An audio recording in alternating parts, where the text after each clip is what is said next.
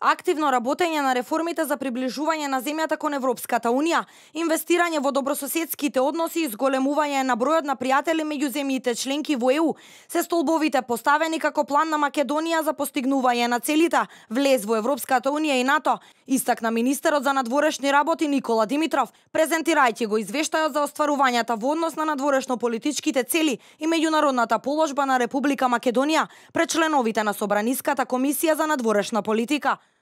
Димитров побара поддршка од сите пратеници со цел важните прашања за државата да се решаваа со консензус. Тој при тоа се осврна и на посетата на Атина во насока на создавање поволна клима за решавање на спорот за името. Истакна дека на средбите не се разговарало за името и некои предлози, апелирал Грција да размисли каков сосед сака да има и да инвестира во билатералните односи. Во однос на договорот за добрососедство со Бугарија, Димитров рече дека за него се преговара веќе 5 години, а новата влада има голема политичка волја и желба откако ќе биде усогласен текстот тој да биде потпишан. Пратеникот Никола Поповски, поранешен министер за надворешни работи, го праша Димитров на што го темели ставот дека Грција преку ноќ ќе го смени ставот за името и ќе се согласи Македонија да влезе во НАТО под референцата без промена на името. Пораката беше сакаме ова да го подпишеме, инаку не знам дали точно ќе биде на 2 август, бидејќи имаме една ситуација, подпредседателот на Соединетите Американски држави доаѓа во Црна Гора, ние ќе бидеме кодомаќини, бидејќи сме претседавачи со Јадранската повелба во овој период и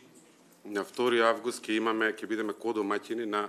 подпредседателот Пенс во Црна Гора. Во однос на договорот за добрососедство со Бугарија, пратеникот Илија Димовски од ВМРО ДПМН порача и тој не смее да задира во идентитетските прашања и побара заради неговата суптилност посебна седница на Комисијата за надворешна политика со согласност на министерот, за да го разгледаат нацрт текстот на договорот за добрососедство пред тој да биде склучен. Би предложил Комисијата за надворешна политика да изгласа заклучок со кој што по ваша волја,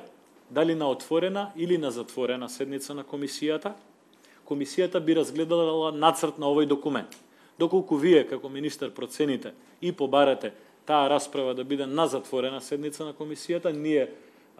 ќе ве поддржиме со тоа. Верувам дека и пратениците кои што ве поддржуваат би гласале да биде затворена и на тој начин ќе обезбедиме некаков консензус таа да биде затворена седница, доколку процените дека